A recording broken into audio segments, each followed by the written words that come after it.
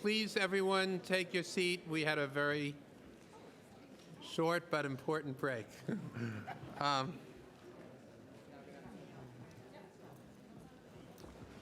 The next speaker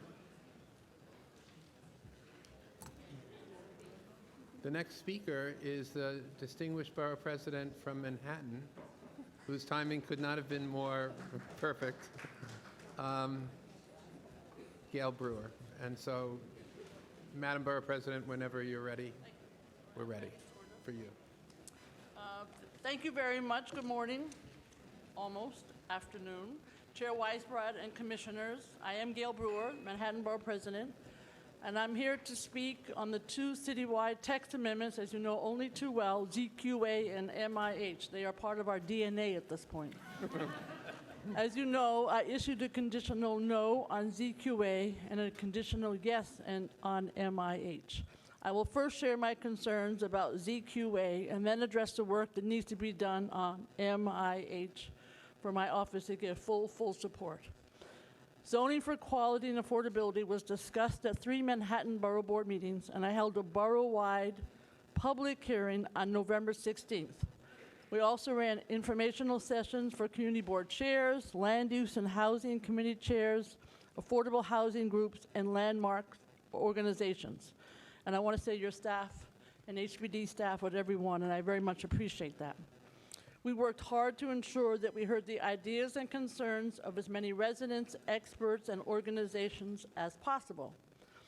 At every step of the public review process, as I said, City Planning responded to concerns and made tweaks to the ZQA text proposal, and I believe a number of additional changes could also be made to address many of the issues raised during our lengthy outreach process.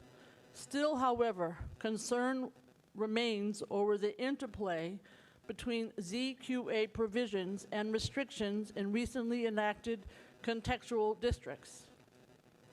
This concern may play out differently in each community board and is not so easily overcome as I think you know. Several other changes should be made. One, the text could be revised pretty easily to maintain the separation between wide and narrow streets so that the resulting height of new construction are proportional to the width of the streets. Two, the provision allowing residential use to encroach upon the historic donut of our row house blocks should be removed. Three, the additional provision to the sliver law. I think that was originally Sally Goodgold's sliver law. Which even I remember that, Madam Borough President. Yes, I know, just you and me in the room, I think. Which weakens it by removing its applicability to the construction of certain residential and community facilities should be eliminated. So we want to keep the sliver law is what I'm saying. Otherwise, Sally Goodgold will get upset with us from above. 4, I think. Provision should be added to strengthen and clarify the language around the permanency of affordable senior housing, ensuring that permanent building size increases are accompanied by permanent use or affordability requirements, and I know one could say that a balloon mortgage would handle that, but I'm not sure. And finally, the CPC report can make clear that these changes will not unduly burden the Landmarks Preservation Commission. In addition to alleviate another non-land use concern, the report should make clear that these changes do not elevate one construction method over another, but rather seek to put all on equal footing. As you know, I have communicated all of this with our amazing land use staff and your amazing land use staff. I have also repeatedly communicated my concerns with the existing opt-in R10 and voluntary inclusionary housing programs, which cover a good deal of Manhattan. 20%, I have a map here, I can't share it with you, but it's here. And I am gratified that a written commitment has finally been made to immediately begin studying and correcting current flaws within these programs. These changes alone, however, are not enough to address the fundamental concern behind this text framework, that there is a tension between the department's decision to give developers greater incentive in the form of additional height to opt into a voluntary affordable housing program, and neighborhood planning efforts over the past 2 decades, which have often, particularly in Manhattan, sought to limit height. The text theoretically could be further refined to exclude wide streets that underwent recent rezonings from additional height increases. Or it could carefully maintain existing underlying height rules and special districts that did not outline their own specific ones. It could even propose new districts with the new heights to be applied in the future as part of a carefully considered neighborhood plan. Without this degree of careful intervention, I am not convinced that the general changes will be enough to satisfy the concerns of individual community boards. After much consideration on CQA, I have found that a significant number of proposed changes, especially those related to height, have the potential to negatively impact the built environment, and that's troubling. I also remain concerned that these changes will not bring us close enough to achieving the text amendment's goals, which we all share, of affordability and quality, and result in beneficial changes to Manhattan. I believe some of these measures may undermine the work already undertaken by local residents to set their communities on the path to smart growth while protecting their unique neighborhood character. For example, one proposed change would adjust the maximum building envelopes in those special districts that do not already include any special FAR or building envelope rules to bring them in line with changes that ZQA would make to the quality housing option. There is one important factor that this change disregards, however. Just because a new height wasn't established does not mean height was not part of the original community discussion or considerations. For all of these reasons, I cannot support ZQA at this time. Then we have the mandatory inclusionary housing program, which as a concept I support. And this text, which the department has already committed to me to improve on, could be the place to incorporate these future heights. Why? Because it will be applied on a neighborhood by neighborhood basis, and at that time will be given full consideration and weight of the public process. If the mandatory inclusionary housing program becomes law, there will be 2 types of inclusionary housing programs in New York City, voluntary and mandatory. The existing voluntary program offers developers a benefit, additional zoning density, and I've certainly participated in this program as a council member and as a community board member, if they provide affordable housing within a market rate project or within a certain distance of their project. They can get this in areas specifically zoned for the voluntary inclusionary housing program and in all R10 zones, as I showed you on the map just quickly, but I know it's about 20% of Manhattan that falls into R10 or equivalent. Since becoming borough president, I've been calling for 2 things. 1, requiring affordable housing to be built whenever there is new residential development, and especially when special permits, I love special permits, particularly in the future, if they will allow the building of housing affordable where it wouldn't otherwise be allowed. 2, fixing the city's opt-in voluntary affordable housing programs where developers get bonuses for building affordable housing. This opt-in program covers significantly more territory in Manhattan than the contemplated neighborhood rezonings in Manhattan, East Harlem, and Inwood will cover. Based on these 2 premises, I can support the MIH plan for the following reasons. 1, in addition to neighborhood rezonings, it would apply to all special permit applications, the best part of it, by private developers to add more than 10 residential units of housing to any area where this housing couldn't otherwise be built. 2, I have a commitment from the chair of the City Planning Commission and the commissioner of HBD to begin crafting changes to the voluntary affordable housing programs that, as I said, cover about 20% of Manhattan. These changes would result in developers being required to build more affordable housing when they take advantage of these programs and ensure that affordable housing is not stigmatizing by getting rid of what has been referred to as poor doors.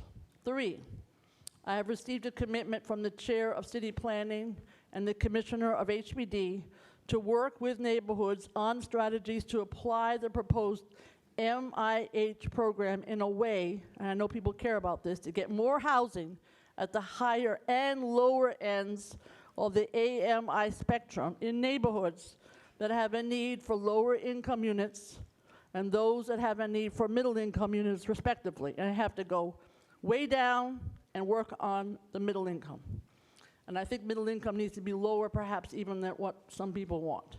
And I am confident that by working with the commission and the council, city council, we can translate this into more AMI options at both the lower and the higher ends.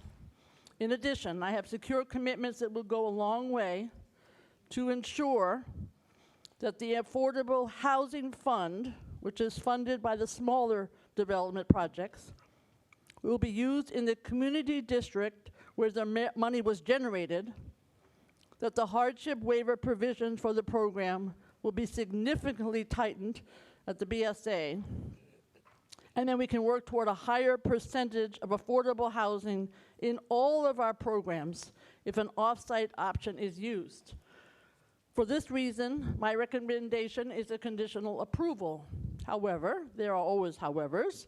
There are significant conditions, much more than tweaks, that the program must meet. Number 1, we need to ensure that we are not squandering any opportunities for additional affordable housing in Manhattan. If we are not going to require affordable housing with all new residential construction over a certain size, we need to be certain that the percentages of affordable housing in the mandatory exclusionary areas in Manhattan are as high as they can be under every option, and that we capture as many special permit applications as possible. 2, I think this is obvious, we need anti-displacement and harassment provisions or legal requirements to protect those in the neighborhood being rezoned, and sometimes that's easier said than done, even with funding going to legal services. 3, as I stated, the commission and council, city council, need to broaden the AMI options at both the lower and higher ends. Otherwise, the program could fail to meet neighborhood needs at a significant cost to the stability of various communities. Number 4, the affordable housing must be as integrated as possible in terms of location and distribution within a building or development project. No poor floors, no poor doors, and no poor buildings. And any deviation from this goal should be discouraged by requirements of additional affordable housing. In summary, the City Planning Commission should seriously consider the recommendations from the individual community boards, and borough presidents. In the case of ZQA, you should decide whether specific targeted changes will be sufficient to address enough of these issues to justify this text amendment moving forward in the public review process. If you decide these changes can't be accomplished, it may be time to untangle and unburden MI8 from ZQA, and time to narrow ZQA's focus and ensure that this narrowed focus is fine-tuned enough for the type of citywide impact it will have. And I want to thank particularly your staff and my staff. There's only one Boccia Gerhardt and one Jim Karras. Thank you very much. Thank you very much, Madam Borough President. And I on behalf of the city planning staff, we also really want to thank you and your staff for your ongoing engagement with us and in a highly constructive way. So, and we look forward to continuing to work with you and your staff on this. Questions for the Borough President? Yes, Vice Chairman Knuckles.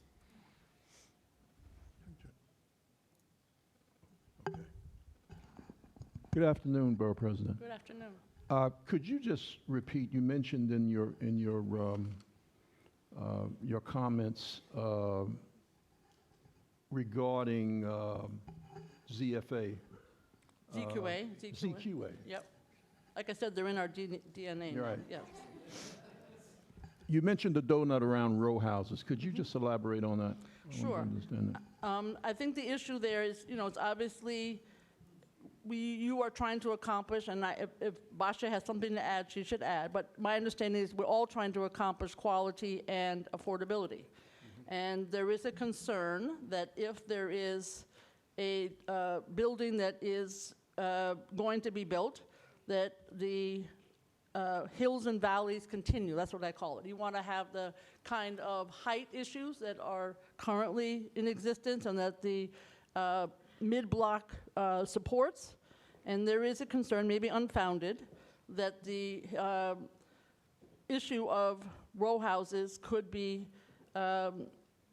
torn down. I know this is something that others think could not possibly take place, but that is a concern that people have. Thank you. Okay? Thank you very much. Just want to see if there are any other questions for you. Ms. Efron. Thank you, and thanks to your staff and the community boards for the hard work everyone has done. I just wanted further clarification on your question about poor buildings. I assume you're referring to when there's a condo or a co-op and then a rental in the other section, which I would imagine is for ease of management. I think to the credit of the city, we've had one challenge and problem with the poor door, and that's been addressed. I know that having spent some time on these issues, that developers do understandably like to have, and we've got one proposal before us, potentially where you have a certain floor for the affordable and other floors for the market rental even. We prefer not to do that. I have to give Donald Trump, that guy, credit, because on the Riverside Boulevard, his rental buildings, you don't know who's affordable and you don't know who is market. You have no idea, because I've been in those buildings. So that's what we want in terms of the rental buildings. We have a situation, which is as of right now on the Lower East Side with Extel building, an affordable building, and a condo building right next to it, and that's not preferable. So we have to, if we're going to go forward, those would be the challenges that we'd like to address. Right now, some of them are illegal. Any other questions for the Borough President? Thank you very much. Just be careful, you might find yourself in a Donald Trump campaign ad one of these days. I say it like it is. I'll talk about his other things at another time. Thank you very much, Madam Borough President.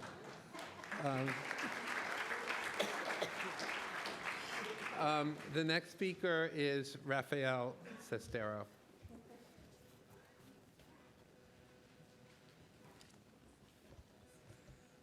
Good afternoon.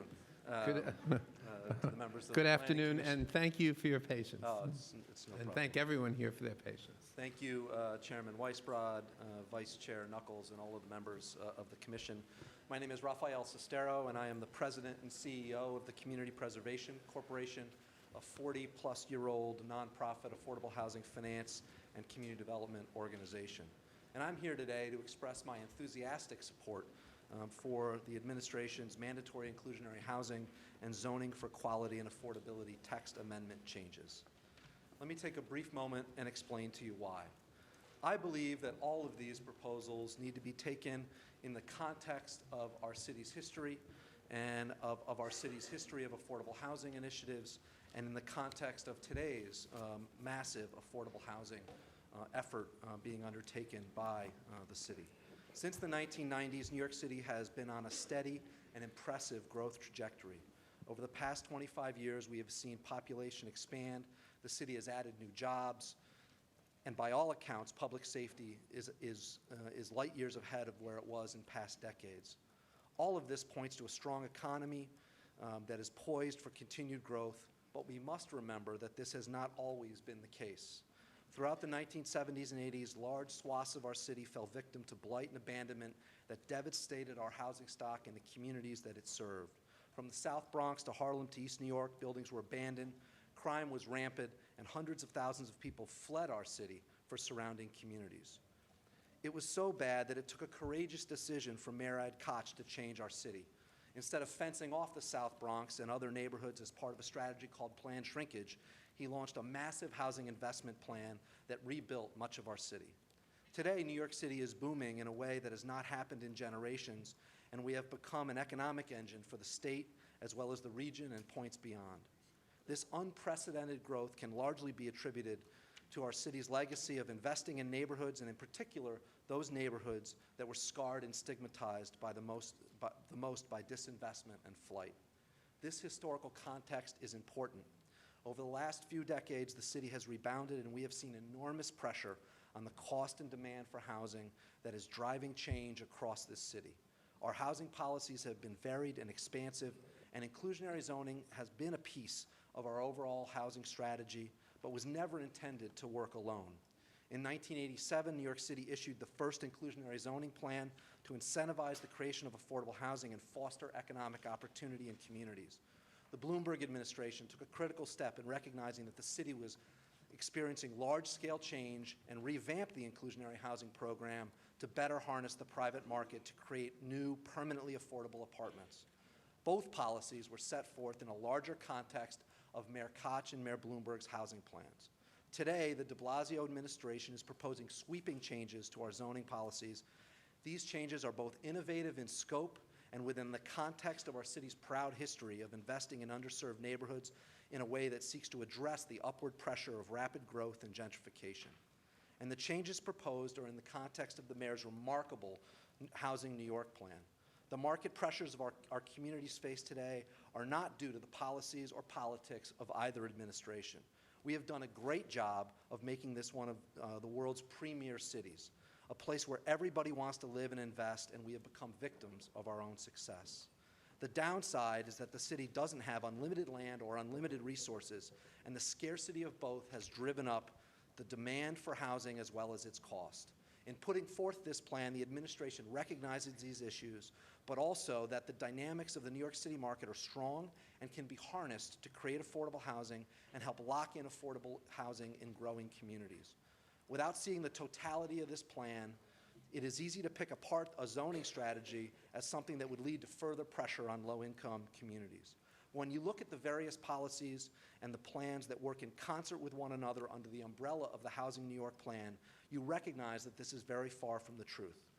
MIH and ZQA are two critical programs that will help create affordable housing and mitigate gentrification. They should not and were never meant to be viewed in a vacuum. They must instead be analyzed in the context of the Housing New York plan and the other complementary work of the de Blasio administration. Through the Housing New York plan, the city's Department of Housing Preservation and Development, Department of City Planning, along with a myriad of other city agencies, have put forth a series of new programs that will encourage the creation of affordable housing, aggressively pursue preservation of existing affordable housing, mitigate uncontrolled growth, rein in unscrupulous owners, ensure tenant protections are enforced, and direct resources to our city's vital public housing stock so that all of our residents have the opportunity to live in safe and affordable neighborhoods. Without them, I have no doubt that the pressures facing our neighborhoods will get worse. There are some saying no because they don't want neighborhoods to change. That's understandable. But in truth, these neighborhoods are already changing, and that change is moving quickly, and it is pushing affordable housing further and further to the edges of our city and beyond. MIH and ZQA will give neighborhoods an opportunity to maximize resources of their existing housing stock and will require permanently affordable housing to be created when new buildings go up. Thank you. Thank you, Mr. Cestaro. I have a question. We heard a number of speakers testify, and just recognizing your former distinguished role as a housing commissioner, HPD commissioner.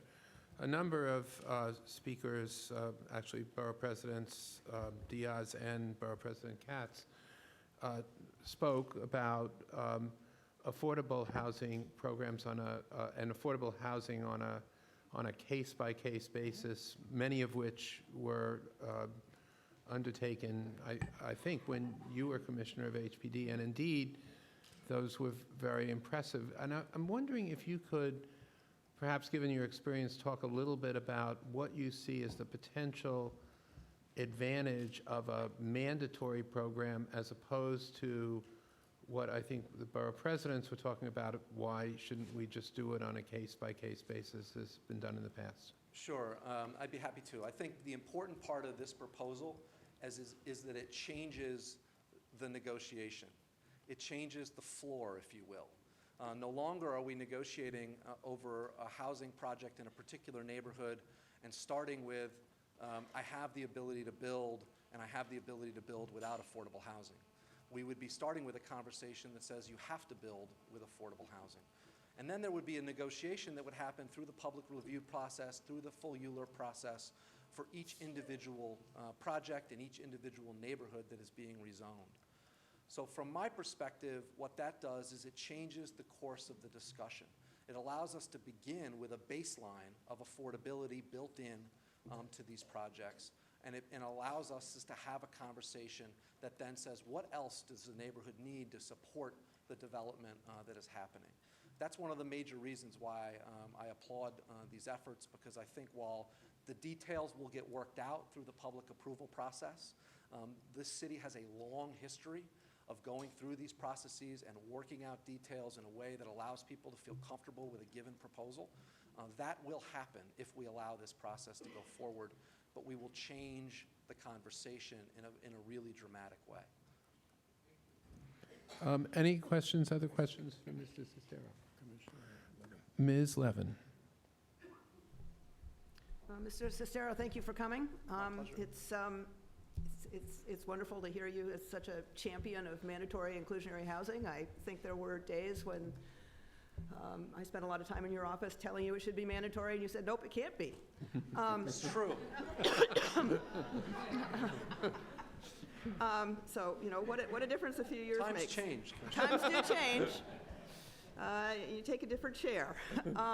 But that actually leads to the question I have for you. We've heard a lot of testimony, and it's reflected in the community board's recommendations about the levels of affordability here. A whole lot of people feel that the households that are being targeted by the mandatory program don't reach deep enough into the low-income community, and there's also strong advocacy for including more moderate middle-income options. As you look at the work the city did to craft this proposal and to the options that are in front of us today, what are your thoughts about the desirability of adding some additional income bands to the level of options? Is that going to make it work better? Is it feasible for the development community? So, I would answer that question a couple of ways. First, I think, as I said in my statement, we are slowly but surely advancing our inclusionary zoning and inclusionary housing policies in this city in a way that allows us to evolve. Public policy is an evolution. It always has been, and so I think this is a great evolution, which is why I'm willing to stand up here today and be supportive of it as opposed to in 2004, when I didn't think the city was right for that evolution at the time. To get to your question about the income bands, I think we have to be careful not to make the proposals too complicated. As you know, and as we have worked together on over the years, every neighborhood has a different need as it relates to income bands and income targeting.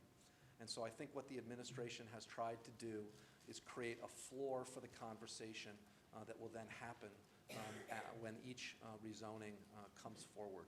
And so do I think that in certain neighborhoods, tweaking the bands a little bit may make the individual application of the mandatory inclusionary program work better for that neighborhood? I think certainly that is probably the case. My assumption in all of this is that will happen when that neighborhood is going through its rezoning and the mandatory application is being put through the public approval process for that specific neighborhood. The question of income targeting is a very neighborhood by neighborhood question. It always has been, and it is a very difficult conversation to get exactly right. Ms. Efron. You've heard about the $1 billion fund available for the rezonings. Are there any guidelines or any things you wish you had or suggested that money could be spent on to sort of nudge the market in past rezonings that should be considered in these? No, it's a really good question. Thank you. You know, I think my reflection on past rezonings would be that the outcomes that we achieved worked in certain cases and didn't work in other cases. So that if I had to reflect back on my time working on this issue in city government, I would say that things that we accomplished on the waterfront, where you had significant density, I think have been the ones that have been most successful. Ones that are interspersed into existing neighborhoods are more challenging. I think ZQA helps with that. I think that the targeting of affordability, what to me putting a fund in place does is allow you to get specific with what a neighborhood needs, and to try to be very specific about how you're dealing with particular neighborhoods and their particular needs. Ms. Ortiz. Hi, good afternoon. Thank you for your testimony. You mentioned something that I think undergirds this whole discussion, which is, how does, right now we're in a housing crisis in part because we're not producing enough housing for folks, regardless of their income level. Yeah. And that's really putting a lot of pressure on the real estate market. And as a result, people who can no longer afford to live in higher rent areas are moving out to lower rent areas, and rents are going up. How, in your mind, how does this proposal mitigate against that through the creation of, the production of housing? How important is just getting housing units out there to helping keep rents down, with or without affordability? Well, I think you raise a very good point. I think it's enormously important. One of the great things about the Housing New York plan is the sheer scale of it. The amount of housing production that is going to happen is going to help at many, many levels. And so the middle income units that are being created are certainly going to help that targeted population, but it also is going to expand the supply of housing. There is no doubt that in our city, with a less than 3% vacancy rate, the expansion of our housing stock is one of the critical things that we need to do. It's challenging, it's difficult, it's complicated, but people are moving. This is part of what I was saying in my testimony. People are moving to this city regardless of whether we implement these kind of programs that will incentivize the creation of the kind of housing that we need. So the market pressures that we're experiencing aren't going to change whether we do this or not. And so we need to put ourselves in a position to be able to be the most responsive and be able to be the most effective at creating the housing that our city needs. And I think that's what these proposals do.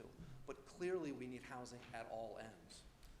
And I know that it's not popular, but market rate housing being created, we need it. We need more affordable housing, but we need housing at all levels. Thank you. Any other questions for Mr. Sestero? Thank you so much. Thank you very much. The next speaker is Jeffrey Lubell.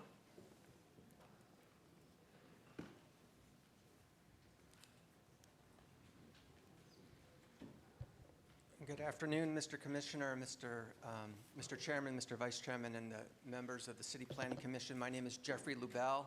I am the Director of Housing and Community Initiatives at Apt Associates, a research and consulting firm focused on social programs and policy.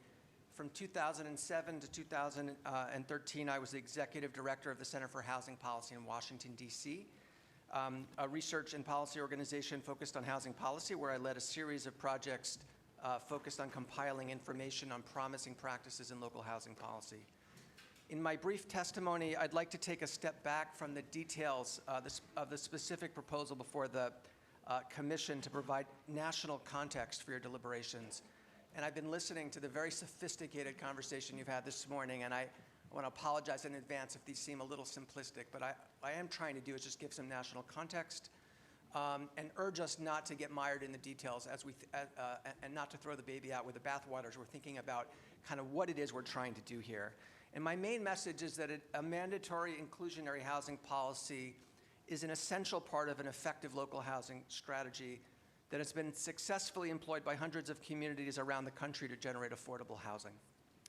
Now, housing policy can be very complicated, as you know. There are dozens of different policies to consider and an infinite number of different specific permutations.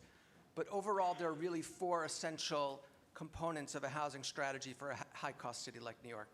First, it is important to ensure that an adequate number of housing units are being produced by the market to keep pace with demand. Without an adequate supply of housing to meet demand, rents and home prices will rise, as we have seen in high-cost cities across the U.S. Second, cities need to ensure that a share of newly produced housing units are rented or sold at below-market levels. A mandatory inclusionary housing policy is one of the most reliable and effective ways to achieve this goal. Third, cities need to use subsidy to make these inclusionary units and other units affordable to lower-income families than might be possible otherwise. And finally, it's important to preserve both the affordability and quality of existing affordable housing developments. So a mandatory inclusionary housing policy plays a critical role as part of a broader, comprehensive housing strategy. It's not a panacea. It's not designed by itself to solve every problem, but it is an essential part of a larger housing strategy, and it achieves three key goals. First, it requires developers to produce housing that rents or sells at below market levels. Second, it provides rent-restricted units whose affordability the city can deepen by adding additional subsidy. And in light of the conversation this morning, I really want to emphasize that there is the ability to take subsidy and add it to reach deeper income levels. An inclusionary policy can only do so much in light of the market realities, but you do have subsidy that you can combine with it in important ways.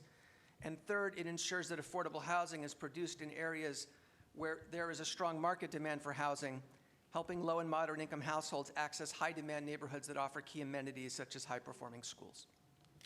A national scan of inclusionary housing policies recently identified 570 inclusionary housing programs in 482 local jurisdictions. More than 80% of these programs were mandatory. Because these are local policies, there is no definitive national database that provides a running total of the number of affordable units produced.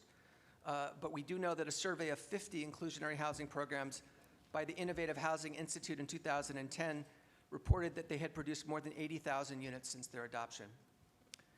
It is difficult to compare the ordinances of one community with that of another for a whole variety of reasons, but I can just say this, that on its face, New York City, the proposal that's before you is the strictest policy that I'm aware of in a major city in the U.S.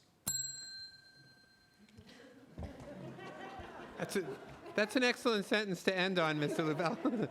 I could go on if you like, but no. No, would you please submit the rest of your testimony, but also if there are questions for Mr. LaBelle. Ms. Delauze. Mr. LaBelle, thanks for being here. Really appreciate the national context. I think a number of housing advocates have been saying that New York City was behind the eight ball a bit when compared to other cities nationally, especially high-cost cities, in proposing mandatory inclusionary housing. I'm glad we're here today to talk about it. I'm just wondering if you have, given your background and your knowledge, I'm wondering if you've had a chance to review the BAE research that underpins the MIH proposal for New York City, and if you care to share any thoughts about the possibility of reaching deeper levels of affordability outside of additional subsidy, but through MIH, given what that study points to.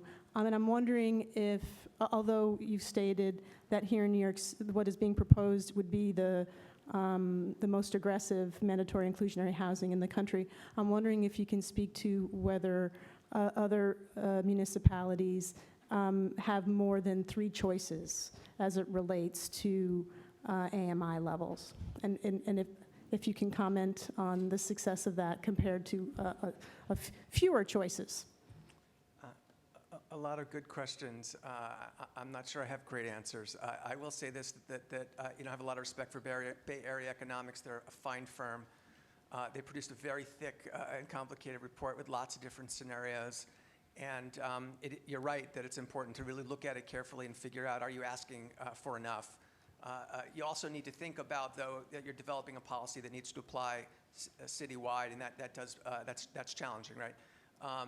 So I can't say that I'm going to second guess kind of their conclusions about that. But I think you're asking the right question. I will say that there are a lot of different policies out there around the country that utilize different income targeting levels. It is very common to see targeting at 80% or 100% or even higher of AMI. And the reason is, most inclusionary policies really focus on what can we ask of developers without subsidy, right? And so as a result, you're kind of limited by the market dynamics, because it's really essential that an inclusionary policy not completely deter new development, because you need new development overall. So you're doing this balancing game, right? You want to get the deepest affordability you can without deterring new development. New York City's policy does provide, as I understand it, for the inclusion of subsidy in places where it's needed. So it's a little bit harder in that case to sort of comment on the exact income levels. I will say that it's not common to see targeting down at the 60% of AMI level in an inclusionary policy by itself. You typically see somewhat higher income levels being targeted, just because it's being applied without subsidy. So on the other hand, it's possible that New York City, given the ability of greater density and given the ability and interest of the market to produce this kind of housing, can do more than other cities. So I do think you want to be careful in comparing this to other cities and really focus on what policy makes the most sense for you, given the market dynamics. Ms. Ortiz. Hi, good afternoon, and thank you for your testimony and giving us some context. I want to take the opportunity to ask the question. One of the issues that's come up is the concern related to displacement and indirect displacement. The fact that these new buildings and these higher rent apartments will result in a increased appeal of a neighborhood, which might result in increased rents, right? And given what you've seen across the country when these policies have been applied, under what conditions and what policies are necessary to sort of layer on to MIH? Because it's just a regulatory tool at the end of the day. We know we need other things to ensure or prevent displacement. But what do we need to make sure that displacement doesn't occur, and can we make sure we have it here? Sure. How many hours do I have to testify? I just made a list the other day of 52 separate housing policies that communities might want to think about. It's a lot. Well, I guess in relation to our proposal, I understand. I will say, though, a lot of our work has really been modeled on what New York City has been doing. That New York City, more so than other places, has been really comprehensive and thoughtful across the full array of spectrum of different policies. So that, but I will cite just a few things. So first of all,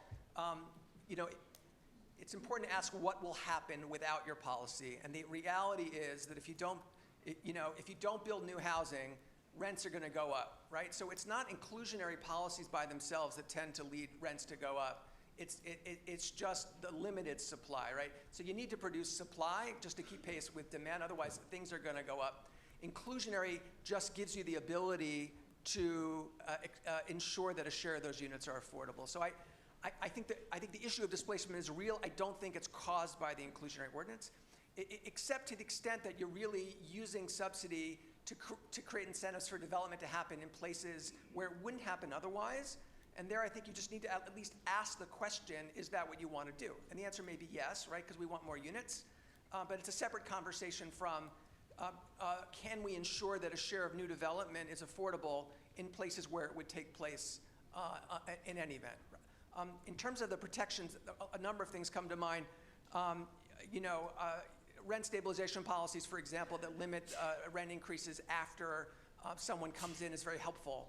Because what you want to do really is ensure that families have choice. You want to ensure that they have the ability to plan their moves and aren't forced out sort of unduly. A number of communities have looked at condo conversion protections that give people rights of first refusal, that try to provide a notice and advanced planning issues. There are a number of communities that have looked at ensuring that the legal standards for eviction ensure that a landlord must have good cause before evicting residents to ensure that there's not just widespread eviction. So those are a handful of policies. I would say there are lots of other ones, and happy to talk further at another time. Thank you. Any other questions for Mr. Lubell? Thank you, Ms. Lubell. Thank you. And please do submit the rest of your testimony. I suspect we There's only left two off sentences, but several okay. paragraphs. Oh. The next speaker is Dewana Williams.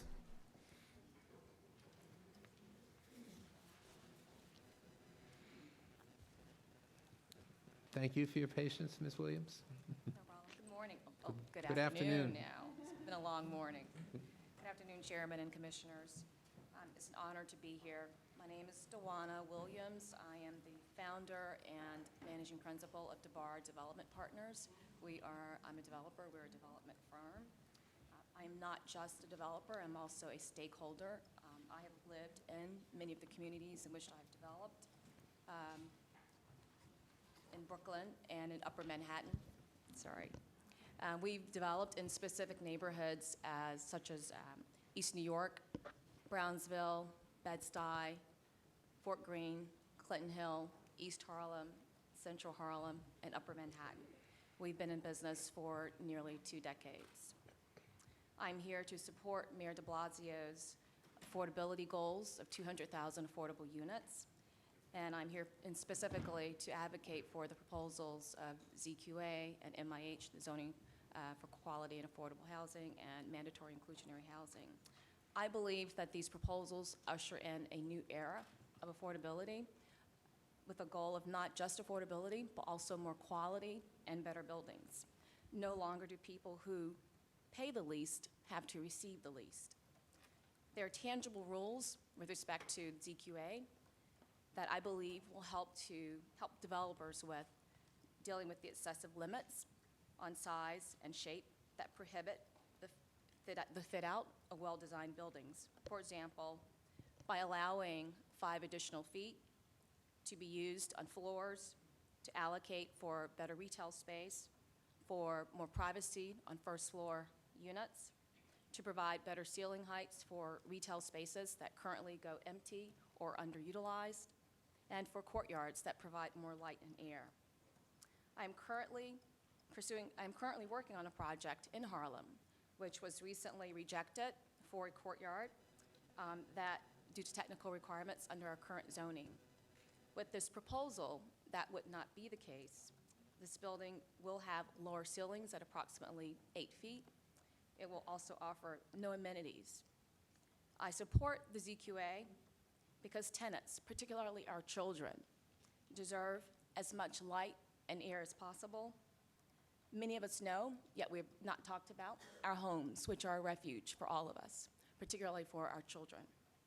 They deserve to have homes that are not just affordable, but that are also of high quality and that also are better buildings and equal buildings to those that are market rate.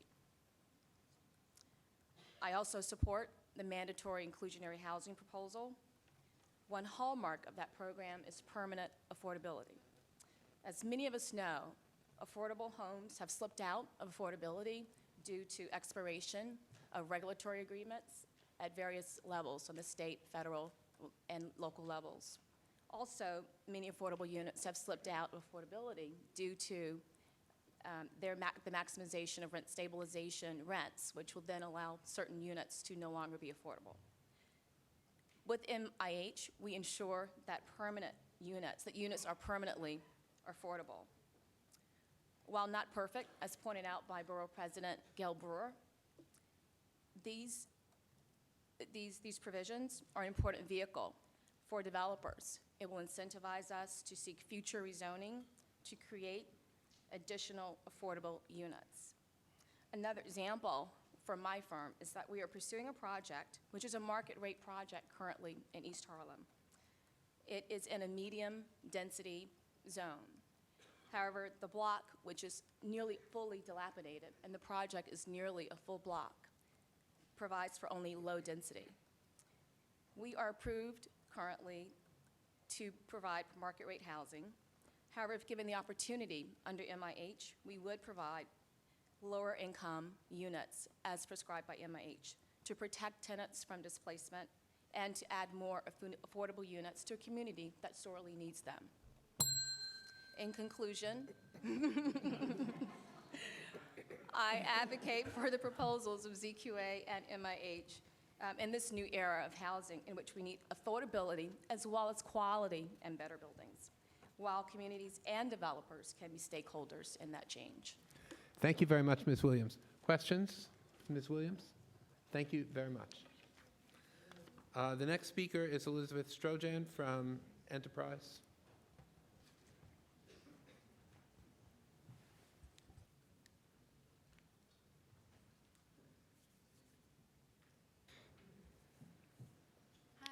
afternoon. On behalf of Enterprise Community Partners, I'd like to thank the City Planning Commission for the opportunity to testify today and for all of your patience for what is sure to be a very long day. And for yours. Yeah, in support of MIH and ZQA. My name is Elizabeth Strojan, and I lead the policy work for the New York office of Enterprise.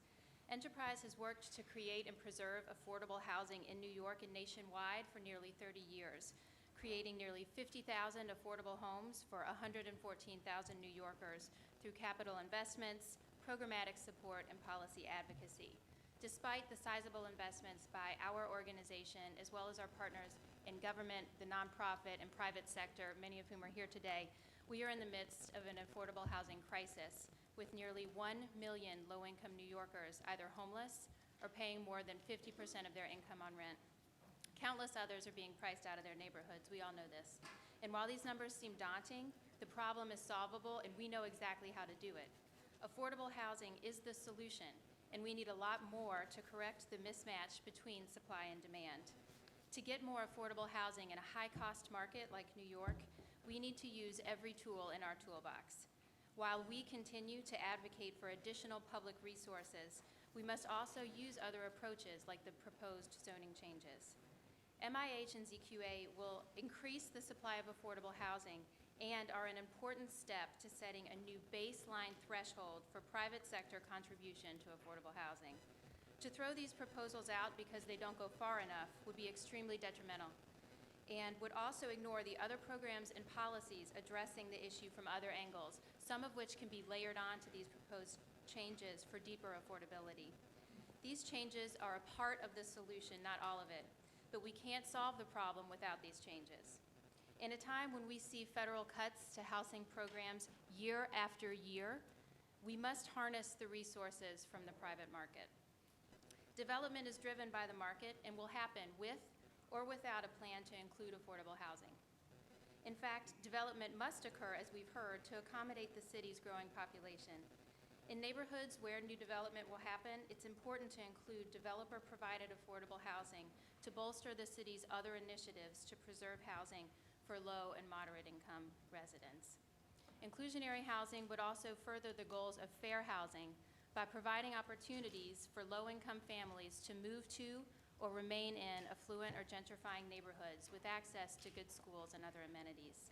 The ability to create affordable housing in a variety of neighborhoods is key to making sure we keep our city one of opportunity for all. I also want to speak briefly to the benefits of ZQA, which will help reduce the onerous requirements that drive up the cost of development and make affordable and senior housing development difficult. Specifically, reducing parking requirements for senior housing developments near public transit will allow more units to be built for a population hit hard by the affordable housing crisis, low-income seniors. A recent study by Live on New York, who you'll hear from later, found that many parking lots next to senior housing developments go unused. This is low-hanging fruit to get more housing for seniors. To be sure, every neighborhood in New York is unique, and specific community needs should be addressed within any neighborhood plan. Thus, it is crucial that the administration listen to the needs and ideas in each community as individual rezonings roll out, as we've heard that they will. Enterprise will be supporting our nonprofit, community-based affordable housing partners on working with stakeholders to ensure that comprehensive neighborhood plans are able to use MIH and ZQA to meet the needs of individual communities. We appreciate the administration's willingness to work with these groups to continue to refine their plans. In summary, we need MIH and ZQA to help increase the supply of affordable housing, promote the goals of fair housing, and bring much-needed resources to help us solve our city's affordability crisis. Thank you. Well done. Thank you, Ms. Strojan. Questions? Thank you very much. Thank you. Next speaker is Alexa Sewell from the Settlement Housing Fund.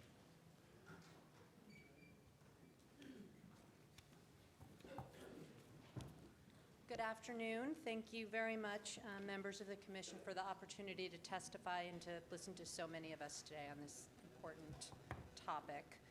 My name is Alexa Sewell. I'm president of Settlement Housing Fund.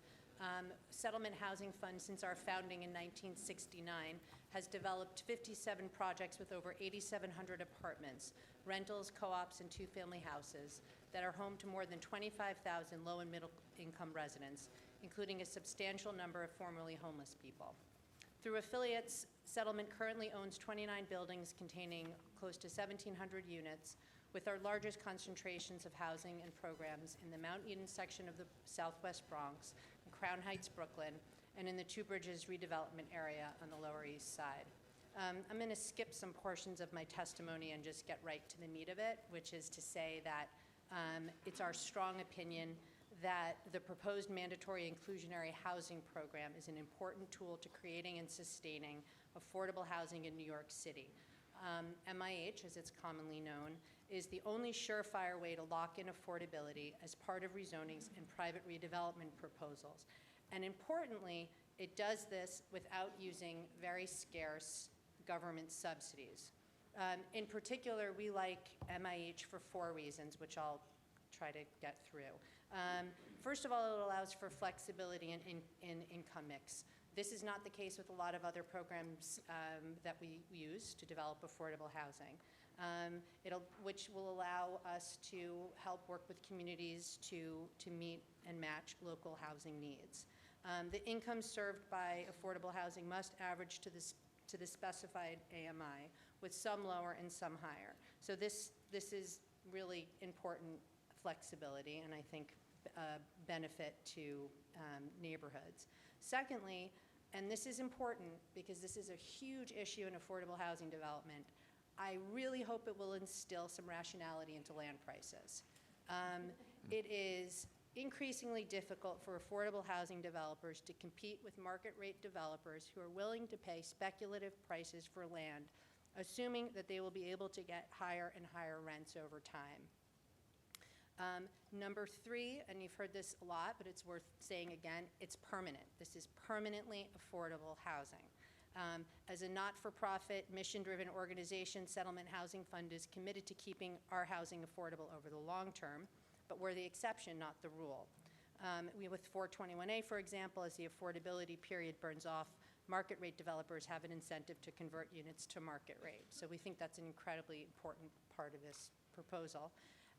And number 4, it's not the only tool. MIH is one of many ways for the city and its development partners to achieve affordability. Settlement Housing Fund is committed to setting aside 30% of units in all of our developments for extremely low-income tenants, which are households earning 30% of the area median income or below. Mandatory inclusionary housing will help us toward that end by allowing for income mixing, but also by creating an environment in which the private market is creating more units affordable to 60 and 80% of AMI. And as a result, it will allow for scarce city resources and state and city subsidies to be used to create more housing affordable to lower income New Yorkers. I want to say, and this is speaking off the page, that I, and I'm sure a lot of other people who are speaking in favor of MIH today, agree wholeheartedly with a lot of the sentiments expressed by people speaking in opposition. Specifically that we really need more housing for people below 60% AMI, that the real need for affordable housing in New York City is at lower income levels, such as 30% and below AMI. But I strongly believe that this proposal is going to help lay the groundwork for creating those units. I also am in favor of the ZQA amendments and will submit my testimony for the record. Thank you. Very much, Ms. Sewell. Any questions? Ms. Delahoo's. Alexa, thanks for being here. Appreciate the perspective, especially given the history that Settlement Housing Fund has. I'm just wondering, you didn't raise this in your testimony, but you probably know about it, especially since I believe Settlement has been involved in some of the voluntary programs, in particular perhaps in the marketing and lease-up. I'm just wondering, there's a piece in MIH that speaks to the role of nonprofits moving forward. I'm just wondering if you have thoughts about the role of nonprofits related to MIH as marketing and lease-up agent that you care to share. Sure.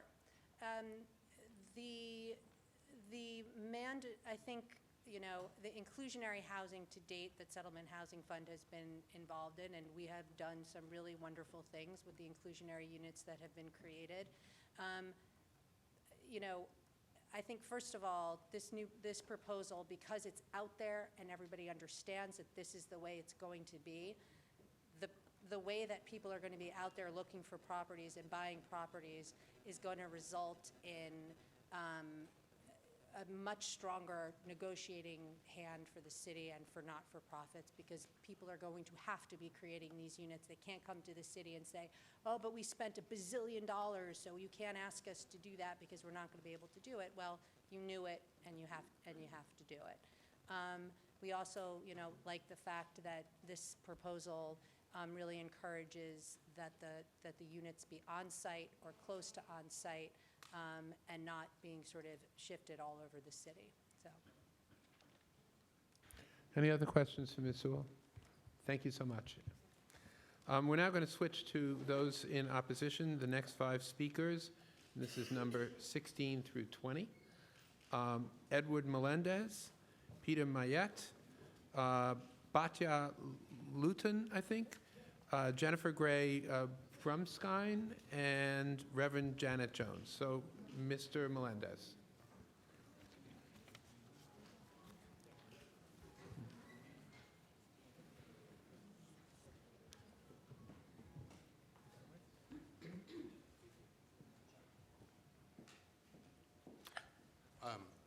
Actually, my name is Good Dennis. afternoon. Good afternoon. My name is Dennis Cesario. Eddie Melendez was not able to stay as long as this. He asked me to speak in his stead. I'm here to urge you to vote no on mandatory inclusionary housing in its current form. The reason why is that the floor it sets is low. I'm here from East Harlem, representing many residents there, and the majority of residents in East Harlem actually make, and this is families, makes less than $33,000 a year. So in its current form, mandatory inclusionary housing just will not stop the displacement and homelessness of those at the lowest income bands. Yes. I've seen, in my building, I've seen long-term residents actually be forced to move out, move in with family members because of the development that is currently happening in our community. Yeah, that's all I really have to say. Thank you very much. Thank you very much. Yes. Next speaker is Peter Mayette.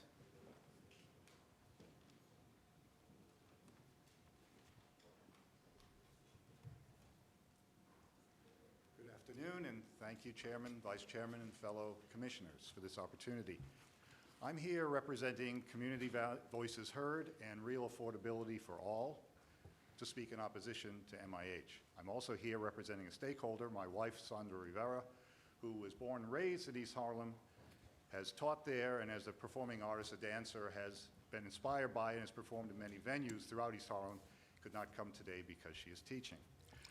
We feel that MIH undersells the city as a resource of valuable real estate, and sells out low and moderate income New Yorkers.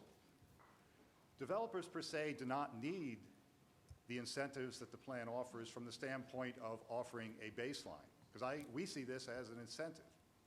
If you have the costs up front and the options up front, including the 3 options, about 25% or 30% based on an AMI, which is a unadjusted AMI, say, for instance, for East Harlem. It's a broad net, widely cast AMI. A developer could opt for the 120%. And 120% crunch numbers, do its projections on how many units it's going to develop, of what style, what amenities, figure out what the NOI is, and go forward with their other operating issues, such as approaching current owners of property to obtain such properties for development. We feel that on a case-by-case basis, the same developer goes looking for a project, or goes looking for opportunities to build in East Harlem, would be approaching, go through ULURP and other processes to determine what might be done, what could be done, and what they would have to do by way of providing affordable housing to get things done. We feel that the density bonus, which is the true value of Manhattan real estate, certainly, is being sold short by the MIH program. because on a case-by-case basis, you would sit down and talk about what are they prepared to give developer versus the community's needs. The developers, in addition to what they would get, city subsidies, they're in a position to utilize investment tax credits, possible access of brownfield credits, and possible access of U.S. Treasury new market tax credits. These are all things that they could fit into their mix. The property owner has tenants, perhaps, maybe goes to contract for sale of the property with a deposit to close on the sale in a couple of years with the incentive to depopulate the building, to vacate the building. With the deposit in hand, maybe the landlord does things to vacate a building. The tenants who are in that building may be encouraged to leave for a fee or non-renewal of leases or stipulations of high-price leases, and so they move on. This doesn't just affect their situation as to housing, it affects their job situation. Yes, there might be an MIH provisions for legal funds, legal service funds, but that same person with legal representation is still stuck with having to go to hearings and fight for the right to stay in their apartment or to keep the rent at a level that they can afford. Meanwhile, their job suffers. Maybe it affects their performance and it affects their continuance of employment. Maybe they feel they have to leave the neighborhood. Again, longer commute perhaps because they have a job that they've had in their neighborhood or in a nearby neighborhood to East Harlem. Again, speaking East Harlem specifically. They leave. They've also left the network of contacts in their community, church members, groups that they belong to, other friends in unions, other teaching associates and medical practitioners that they've worked with. Now they've moved somewhere else. They don't have those contacts necessarily that can lead to them to a new position should they lose a position. We feel these are all not just potential, but there's a history of shown gentrification, which cause and effect would lead to loss of jobs for the residents of East Harlem, many of whom, as was pointed out, fall into that category that acknowledged by others, that those making 30% of the acknowledged high AMI are the ones that most need affordable housing, and they cannot afford the affordable under this MIA. Thank you. Thank you, Mr. Mayat. Questions for Mr. Mayat? Thank you. Next speaker is Batya Luton. Thank you. Sorry, I had to lower it because I'm vertically challenged. I'm Ms. president Luton, of am the I Coalition pronouncing- for a Livable West Side. I'm going to not read my testimony because I think Borough President Diaz said it all. We urge you to reject both proposals, but I also have to correct my beloved Borough President, Gail Brewer. Donald Trump did not build those buildings. Hudson Waterfront Associates did. They bought his defaulted mortgage of $315 million for a little under $89 million in June of 1984. And I know because I have the SEC Schedule D filing. That would not have been in his character. There are 50,000 units that were supposed to have been registered with DHCR as rent stabilized by developers who got city subsidies. ProPublica did this expose. I want to know what the city is trying to do to recover those 50,000 affordable rent stabilized units. That's number one. And my last statement has to be, I think it's appalling that in a city that was built by unions, that the city is not mandating that union labor be used on all of these buildings. At 555 West End Avenue, it's undergoing a conversion. Yesterday was the second accident where somebody was seriously hurt. They are not union workers.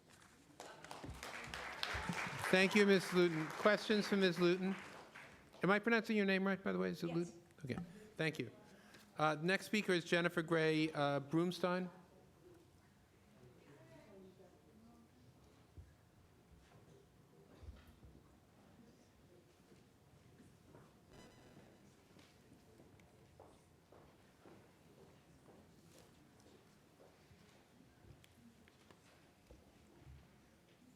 Good afternoon, ladies and gentlemen. I hope the commissioner will allow me an extra time because I'm an immigrant and an African immigrant with an accent.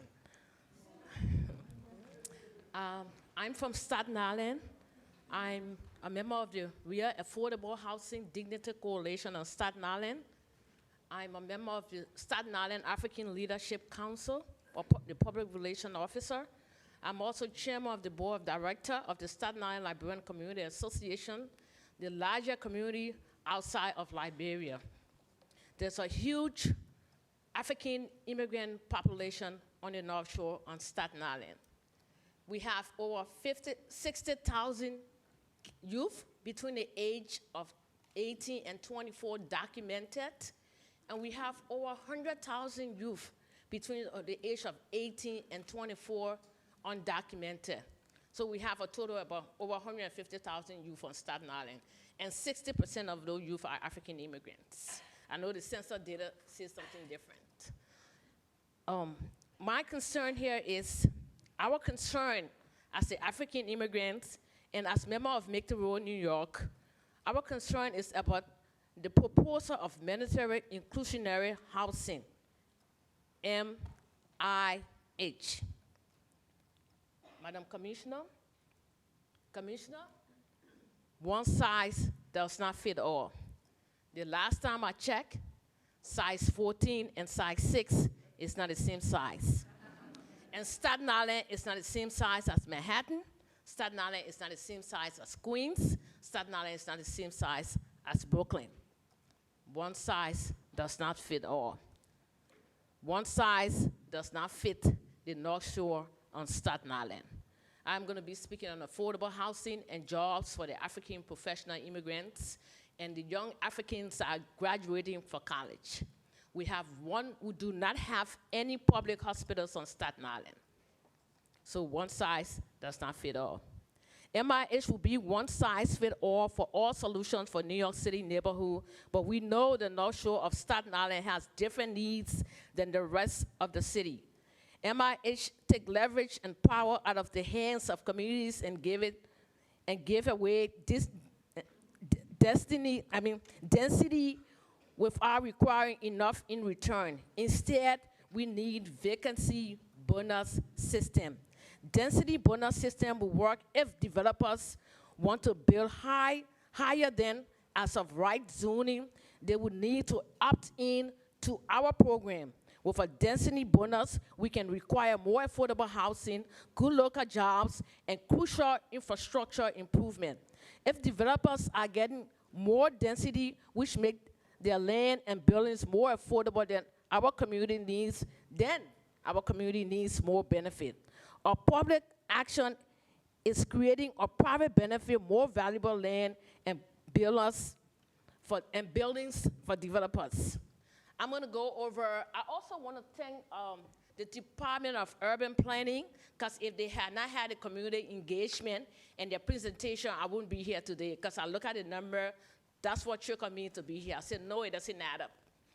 According to the urban planning design, a family of 4 for Staten Island on the North Shore, option number 1 is 25% at $51,000. As an immigrant, professional immigrant, when you come to this country, no matter where it is, we start sometimes at $20,000, and most of the people on Staten Island on the North Shore, the African immigrants, we are a health service provider. Our income, we make the minimum $10 per hour. We have to work 70 hours a week to pay our rent, send our kids to school, buy grocery. We cannot afford $51,000 for the minimum income for the buildings being put up on the North Shore. Please consider that. Option number 2, at 30%, $69,000. I have to work 10 years.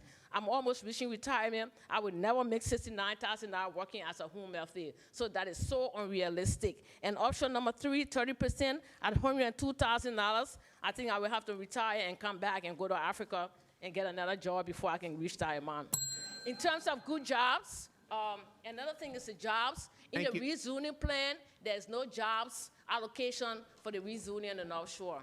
I will give you my proposal so you can look at it. But the 2 things I would like for you to consider are jobs in our rezoning. You cannot allocate land use without jobs in these days. There's no jobs in the allocation of the rezoning on the North Shore. Thank you. Thank you very much. Any questions? Any questions to Ms. Broomstein? No.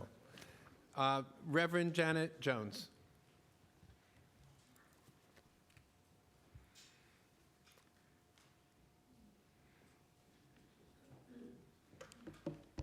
thank you for this time. Thank you for your patience. I am here as I'm president of the Staten Island Council of Churches, a member of Make the Road New York Housing Dignity Coalition, and Real Affordability for All Coalition. And I've heard a lot of testimony today. And I must say that mandatory inclusion housing is a great name. I love it. I love it even more if it said mandatory inclusion housing for all. Because I'm here to, because someone has to be the voice of those who are not included in this plan. And I know it was said there were options. Please. There were, that this plan allowed for housing that would include people that are below the levels that are in this plan. But that's interpretation because it doesn't say that in the plan. And someone has to stand up and speak for those who are not written about in the plan. And so I'm here because Staten Island, we have more than a third of the people pay more than half their income for rent. And half the renters on Staten Island pay rents they can't afford. They work just to have a roof over their heads. And the community in Staten Island that has been scheduled for rezoning, the AMI for that community is below the 25% that are included at the $50,000 income level. So if we do not stand up and speak for those people and urge you to consider how this plan can be modified so that it will be written in the plan, how these communities will be included, they will just get left out. And of the 57 churches and Christian organizations that make up the Staten Island Council of Churches, we stand to speak up for those people so that their voices will be heard, their needs will be considered, and that you will take seriously the input that you've gotten from this gathering and will get, because a lot of what I had on here to say was already been said. So I thank you for your time. Okay. Thank you. Thank you, Reverend Jones. Any questions? Thank you, Reverend.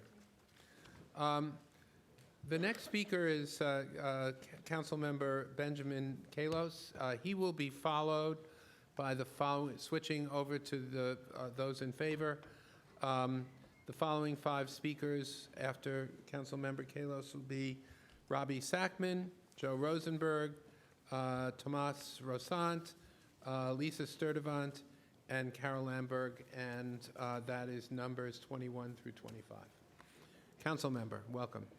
Chairman Weisbrod and members of the City Planning Commission, thank you for engaging in this public process and for undertaking this ambitious goal of improving the quality and affordability of our city's development, with an ambitious goal of requiring mandatory affordability as part of any new neighborhood rezoning. I'm Councilmember Ben Kalos, representing the Upper East Side, East Midtown, East Harlem, and Roosevelt Island. And full disclosure, I do have the privilege of representing the chairman, and therefore he is my constituent, and I work for him. But in that, better be careful, council member. I also work. I'm a voter, so. You got it. I also represent 168,000 other people, and I thank the folks who are here today for coming out today. And I will be going to City Council for our stated session, which is why I am speaking now. The City Planning Commission has an opportunity to protect our neighborhoods, our mid-blocks, make floor area ratio a 3-dimensional measure, protect our public parks from shadows, build a city that is affordable for all New Yorkers with a strong middle class, with necessary school seats to educate the next generation, and with a plan that reflects the voices and expertise of our city's communities. I'm going to abridge my testimony. It's available at benkalos.com shortly. I'll start by saying thank you for protecting the R8B, our mid-blocks on the Upper East Side, and removing that from the plan. I do have remaining concerns around the R10A, which would see a 20-foot increase on avenues, on wide streets, and a 40-foot increase, that's 4 stories, on mid-blocks. I'd like to see a preservation of our hills and valleys. Similarly, large increases happen in R8 and R9X of 20 feet and 30 feet. ZQA does improve floor heights for quality housing, but it also needs to do so for other residential constructions where developers are exploiting the fact that floor area ratio is a two-dimensional measure for a three-dimensional building. I've got a 31-story building that will rise 521 feet at 16-foot ceilings in a residential part of my district. A floor story should be 8 to 12 feet, with any height greater than that divided by 8. In this way, we can upgrade the zoning code from a two-dimensional fiction to a three-dimensional reality. Though not a part of New York City's original commissioner's plan of 1811, Central Park is now a part of our city. Municipal Art Society reported in the accidental skyline, and as we see the Billionaires Row developments across 57th Street, we have an opportunity to stop these super scrapers that are casting shadows in our parks forever. ZQA is already amending section 23-65C1, which prevents the building of super scraper towers piercing the sky exposure plane within 100 feet or across the street from a public park. I beg the City Planning Commission to simply add a 0 to the zoning text already subject to amendment to expand this protection from 100 feet to 1,000 feet from a public park. Additionally, this prohibition could also apply to any building that would be tall enough to cast shadows on our public parks. ZQA has another chance to amend the zoning code to stop developers from taking density that's been spread all over the city, a borough, or a community district, and using air rights and zoning lot mergers to pile it all in one place for a density that could never have been constructed, let alone thought of when the zoning code was originally drafted. I share the mayor's goal for the construction of affordable housing, but believe we need to create a mixed income housing rather than looking only at the number of low-income units created. I'm concerned that the income inequality we're trying to fight will only be exacerbated as we incentivize the construction of housing for low-income and luxury units that only continue to force middle class from our city. The workforce option should be mandatory inclusionary housing currently includes a workforce option with the affordable housing for middle-class New Yorkers, which would not be available in neighborhoods with strong markets such as the district I represent. However, the Upper East Side is seeing middle-class New Yorkers displaced and forced out in favor of much wealthier, which is unsustainable. The workforce option should be required in addition to low-income affordable housing, specifically because neighborhoods with a strong market can support this additional housing. Existing affordable housing financing available from HDC or HPD for mixed income development provides a model for affordable housing that will create a diverse city with room for people of all classes. Our city already incentivizes construction of affordable housing, allowing developers to quintuple dip with increased density, tax relief, unit subsidies, low interest loans, floating air rights. If we were giving additional height, we should be getting additional permanent affordable housing on site without a corridor, without a rich building, poor building. We should not let developers buy out of affordable housing by writing a check through payment in lieu of, as cash disappears and property is gone forever. Just as we were planning for more senior housing, we must also address another critical issue facing the city: overcrowding in schools. New buildings continue to rise at a pace that will only increase following your proposed zoning changes. As our city's population increases, with this influx of residential units, the demand for school seats will only rise, even as the availability of land on which to build new schools existing consequently vanishes. Right now, many students are being forced to attend schools far away or squeezed into overcrowded classrooms. According to the School Construction Authority's 5-year capital plan released in May of this year, the city will need 49,245 school seats by 2019 in order to alleviate overcrowding, yet we are only planning to fund the creation of 31,823. I propose that City Planning Commission include incentives in the ZQA for developers to build new schools. Recommendations and reports have been set forth by the Friends of the Upper East Side Historic Districts and Civitas, funded in part by discretionary funds from my office. These two organizations have lent their considerable talent and expertise, which I support and hope to see integrated into the plan brought before the City Council. I stand with our community boards. I share the concerns raised in the November 30th resolutions of Manhattan Borough Board and request the City Planning Commission amend its zoning proposal in accordance with these resolutions prior to coming before the City Council. The voices of our community and the people of New York matter. Thank you for your time. Thank you, Council Member. Questions for Council Member Kalos? No, I will just say thank you for your advocacy for my island. Thank you. Okay, the next speaker is Bobby Sackman.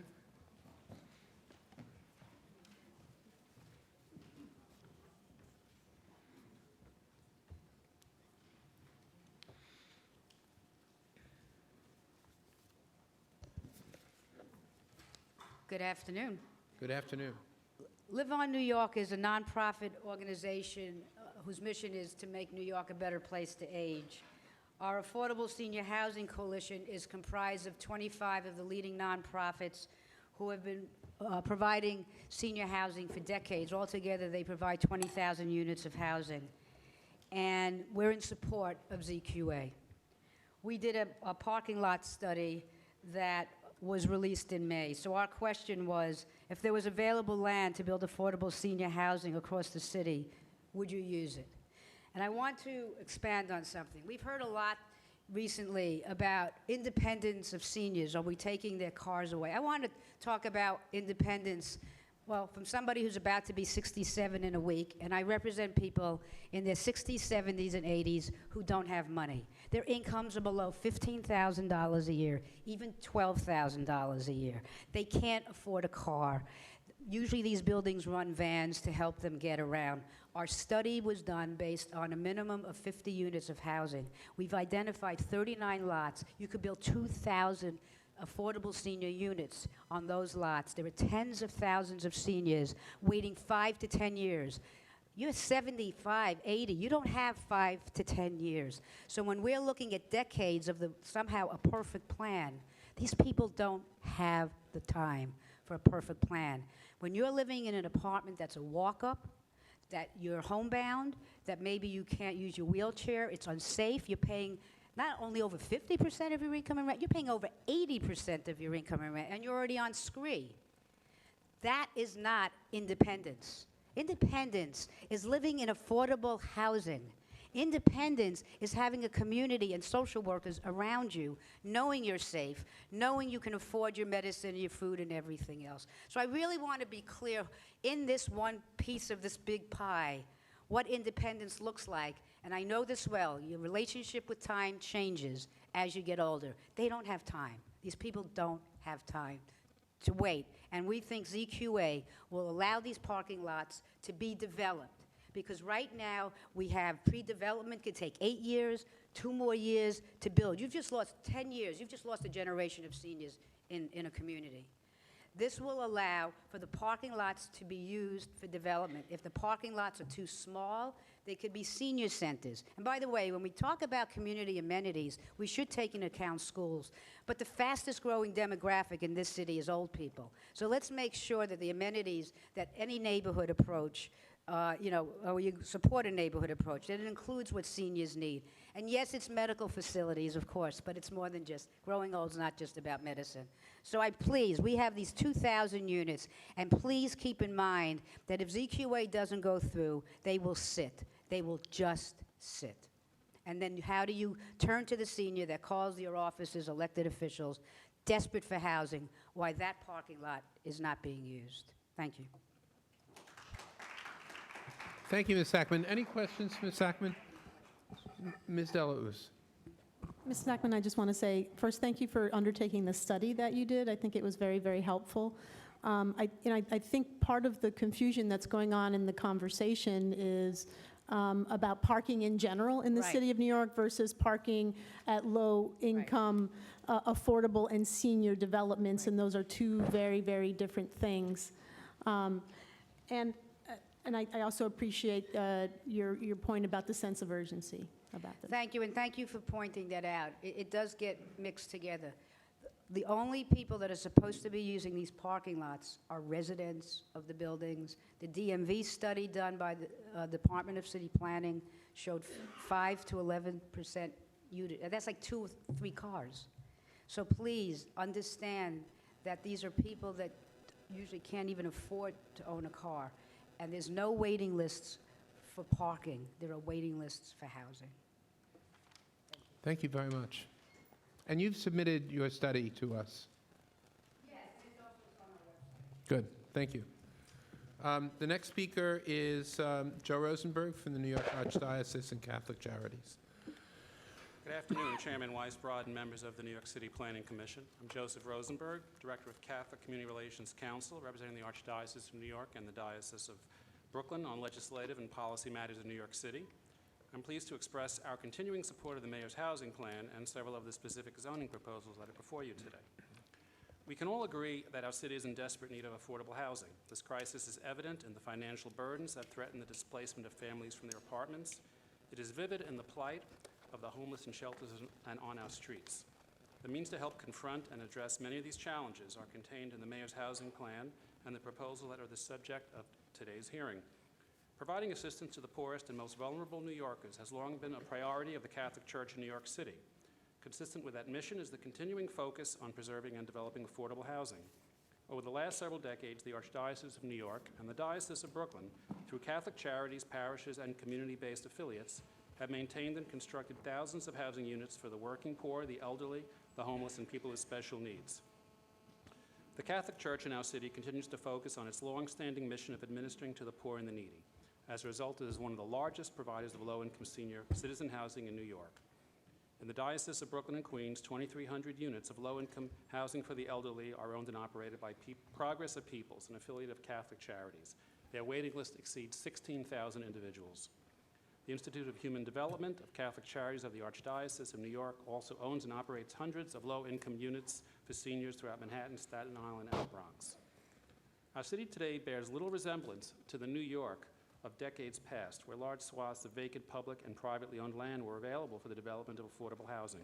Accordingly, new methods need to be created to meet the challenges facing all of us.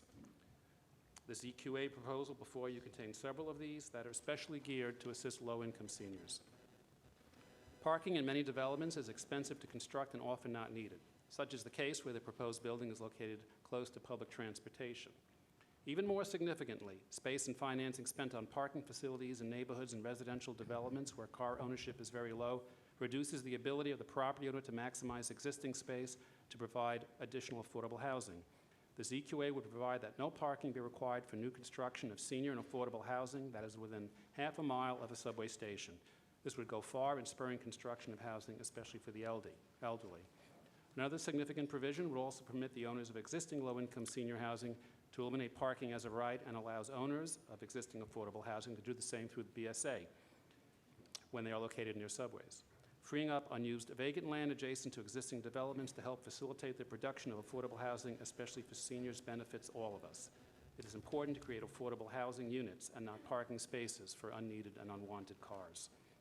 The ZQA also provides design flexibility that would have an impact on the construction of affordable housing by allowing the construction of community facilities on the ground floor to cover an entire lot without rear yard setbacks. Without this proposed modification, in many instances, the community facility would have to encompass 2 floors of the development, thereby reducing the number of housing units that can be built on site.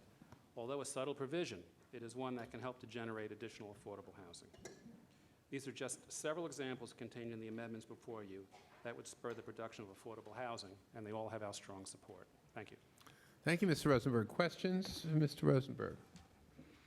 Thank you very much. Next speaker is Tomas Rosant. Am I pronouncing that correctly? Good.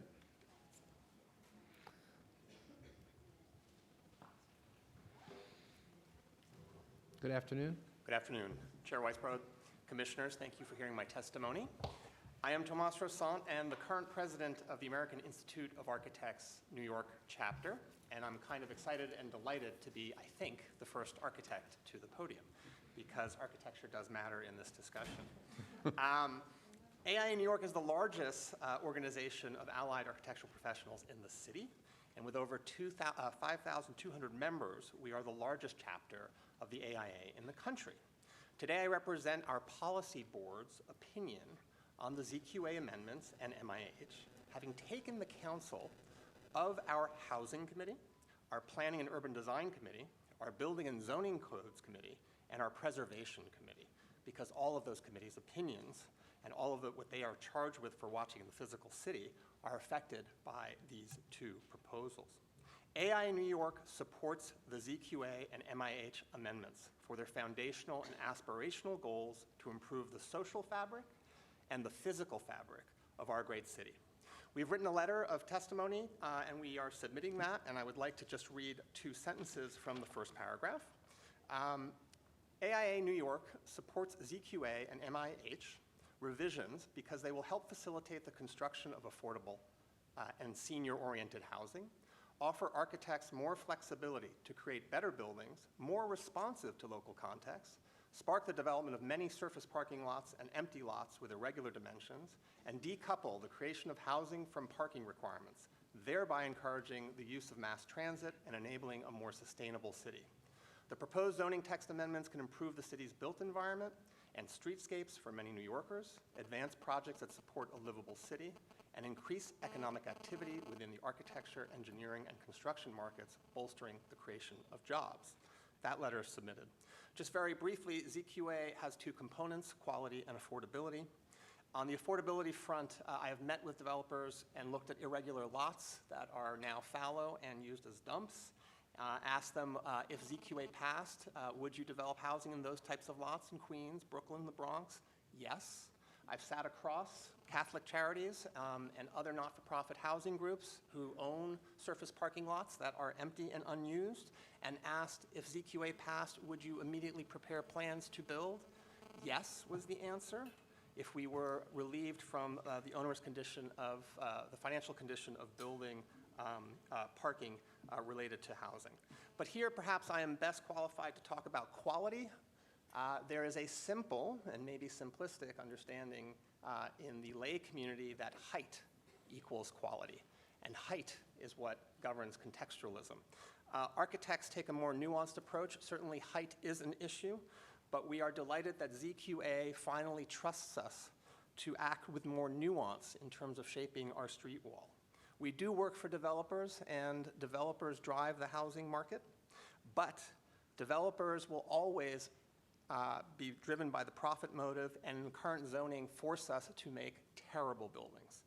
The ZQA, if passed, will allow the developers to still spark new housing construction, and we believe the trade-off in a moderate increase in height with the new freedoms to modulate the street wall, usually actually many historic features, will make for a much more contextual and successful physical city. MIH and ZQA, some have talked about decoupling. They cannot be decoupled. Legislatively, they probably could be decoupled, but they would be hollow if they are decoupled. Looking at that picture, last 2 building booms, there has been a tidal wave of market rate and luxury housing. The current process of delivering affordable housing does not work piecemeal. When people ask, say, one size does not fit all doesn't work, well, it hasn't worked because we have not kept pace. We need now a tidal wave of affordable housing. And I applaud this commission, I applaud this administration for finally pulling all the levers available to them through an as-of-right process to at least attempt optimistically to generate this tidal wave of affordable housing. The process is working, consensus is being built, there is optimism. We have specific ideas of how things have to change in terms of the amendments, but for time consideration, it certainly parallels many of the proposals that Gail Brewer, Manhattan Borough President, have put forward. Lastly, your staff has been fantastic, transparent, accessible, engaging, and highly educational. Thank you. I'll always allow that last sentence to come in. Thank you, Mr. Rassant. Any questions from Mr. Rassant? Yeah. Yes, Mr. Cantor. Thank you. First of all, congratulations on your new position. I say that with some trepidation because I know what you're going through. Thank you. You referenced the parking issue. Cards 35. Now, the parking issue in Manhattan is very different than the parking issue in parts of Queens and the other outer boroughs, particularly when you get to the end of the train line, because in Queens, certainly, I think 2/3 of Long Island parks about a block and a half away from the subway, which is creating a constant fight for space from people who live in the area. I'm curious as to what your response would be with respect to that issue and why you still think it's a good idea to eliminate parking requirements completely from the senior citizen housing. Right. I recognize if you took the senior citizen housing unto itself, then the argument for minimal parking makes sense. But put it in the context of a neighborhood which is being flooded by out-of-town cars, and you're building new housing, you're not existing automobiles. Could you share your thoughts with us on that? Yes. First of all, one of the suggestions we have is to take a finer look at where housing is in all the boroughs and its relationship to mass transit, and maybe have the commission make some adjustments to those things. We talked to people in the Rockaways, we talked to people in Queens. Certainly some people contest that they are in transit-rich neighborhoods, and I think that has to be looked at. It is an imperative for the city to move away from car culture. Other levers in city government, other commissions have to be employed about how we deal, DOT deals with traffic, Port Authority deals with tolls, these out-of-town cars coming in. But ultimately, we do think it needs to be moderately adjusted, but it's to the benefit to spark more housing. Again, the tidal wave has happened, Commissioner. So much market rate and luxury has happened and not enough affordable that we have to take some risks on these things. One of the last things I didn't get to say is, as someone who lives between the two blue books of the zoning resolution every day, is zoning changes have unintended consequences. We need to go forward optimistically, pass these things with changes, and then measure and observe the unintended consequences and come back here to this commission and say, well, that parking thing didn't work, or that didn't work, and tweak it again. But we should not be scared to jump in this direction because our city needs more affordable housing, a tidal wave of it. There's no issue on that, at least for me. Thank you, Mr. Rassant. Any other questions to Mr. Rassant? Thank you very much. Our next speaker is Lisa Sturtevant from the National Housing Conference.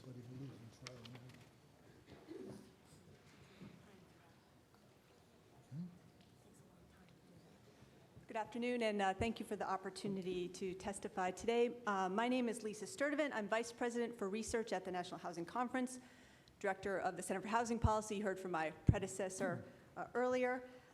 We are a DC-based national affordable housing organization that provides resources and research around state and local housing policies, as well as federal housing issues.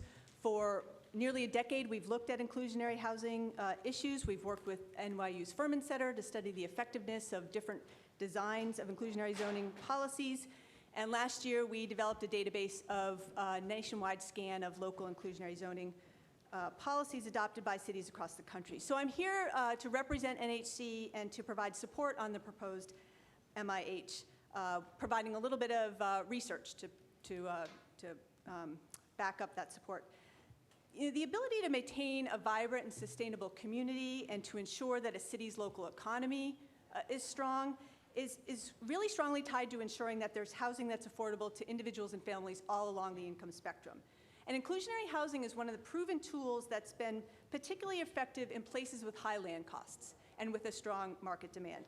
Indeed, a well-designed inclusionary housing program is one of the best ways to create affordable housing options in neighborhoods that have good opportunity, good schools, good transit access, and other amenities. And as we've heard from researchers Raj Chetty and others, place matters. And so the ability to live in these low poverty, high opportunity neighborhoods is associated with better education and economic outcomes and better health outcomes for children and adults. And inclusionary housing policy can be instrumental then in creating housing opportunities in these neighborhoods that would not otherwise be made available. The ability of an inclusionary housing program to meet the demand for affordable housing is really tied to its design, and I think that's what we're hearing a lot about, is the specifics. And in our review of local IZ programs across the country, we found that there are several program elements that are associated with more successful programs, and your program adopts many of those elements that have been shown to be successful. We've touched on the issue of mandatory versus voluntary. About 80% of the 500+ programs across the country are mandatory, including programs in San Francisco, Los Angeles, and DC. When programs are mandatory, they produce more units, affordable units. They also have provided, research has shown, predictability for the development community and for community members, which is sometimes harder to measure, but almost equally as important. Within this framework of a mandatory policy, linking requirements to rezoning and allowing some flexibility with compliance mechanisms have also been shown to be essential components of successful programs. We found many communities tying IZ programs to rezonings, particularly when there's been a legal challenge associated with mandatory requirements, and this has allowed cities to adopt mandatory programs and have so far withstood legal challenges. Allowing some flexibility, even while there are clear direction, has been also beneficial. As you know, development and demand varies from neighborhood to neighborhood, but having options has always been needed to be traded off about having clear guidance for compliance. When off-site options are offered, which we've talked about here, requiring developers to build within the same neighborhood or within a certain distance from the proposed project is important for creating housing options in high opportunities areas, even if not in the same building. The benefits of creating those opportunities in the same neighborhoods have been shown in the research that that neighborhood access is what truly has the most significant benefits. The most successful inclusionary programs require permanent affordability, as yours does. In fact, permanent affordability is sort of the standard now, and as you look at the expiration of other government subsidies, the ability to create permanently affordable housing, it really falls to inclusionary zoning programs, and so focusing on that has been important. There's been concerns that mandatory inclusionary housing programs can depress overall supply. The research says that's not the case, that in strong markets, housing construction continues. So the needs are great. Government working with the private sector is essential, and as you all well know, inclusionary housing is but one tool in a sort of set of tools that the city needs to reach the housing needs of all of your residents. So thank you for the opportunity. Thank you very much, Ms. Sturtevant. Any questions? We'll start with Ms. Levin, then Ms. Efron, then Ms. Ortiz. Yeah, Ms. Sturtevant, one of your colleagues in the affordable housing world, Ms. Sewell from the Settlement Housing Fund, said that she hoped that the mandatory program would inject some rationality into the land market. And you cited the link between successful inclusionary programs and areas of high land cost. Does your data tell you anything about the effect that a mandatory program has on the land market in general? Can we expect some moderating of land costs, which of course would have benefits not only for the affordable housing, but for market rate housing in general? Right. So what the research has shown, well, first of all, I'll cite, sometimes it's best to look at places that have long-standing mandatory programs, and Montgomery County, Maryland is the one that comes to mind probably for you all and for most people. When you talk to developers working in Montgomery County, Maryland, it is the cost of doing business there. It is entrenched in their development decisions, and it has worked its way out so that it's not something that increases costs, but just is rather sort of how business gets done. In the short term, the research has shown that when mandatory inclusionary programs are put in, the effect on prices and rents on the market rate side are minimal and disappear over time. And so I think there's reason to suggest that as the mandatory requirements become the way business is done, that the sort of effects on land prices and on the home prices and rents starts to ameliorate. I don't think there's any research that suggests that land prices fall as a result. However, the fact that the development process is more certain, which reduces the cost overall of development in terms of wait time and meeting time and other times requiring negotiation, it's hard to measure that, but you can see how there might be some savings on that end that might sort of result over time. Ms. Efron.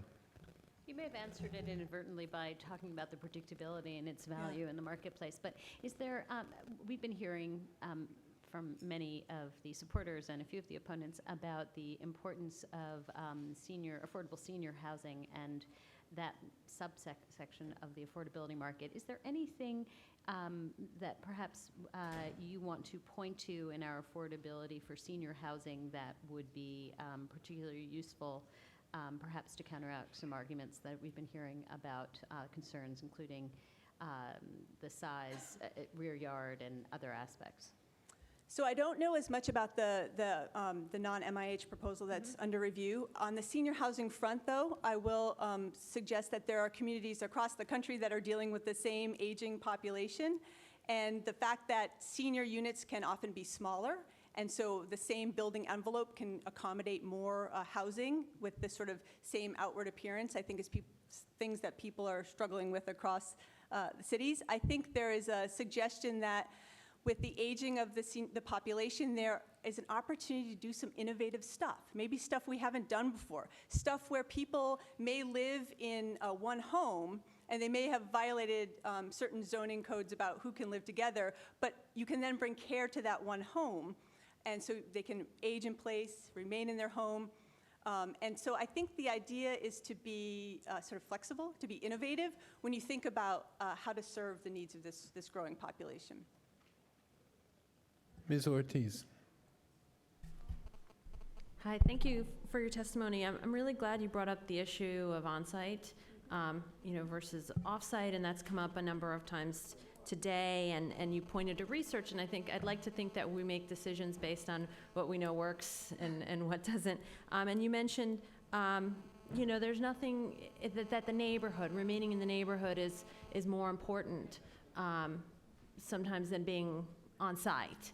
And that's something that we should potentially take into consideration. Could you speak a little more to that issue and why perhaps on-site isn't as valuable as maybe some are suggesting? And I think on-site is valuable, don't get me wrong. I think when you look at the research, sort of the theory of having units in the same building, say, the theory is that when you have a mix of incomes living in the same building, you have the potential of getting to know your neighbors, to understanding that you might have your children have a chance to play with children that might not otherwise meet, or that you have a chance to see people operating their day-to-day lives differently. That's the theory.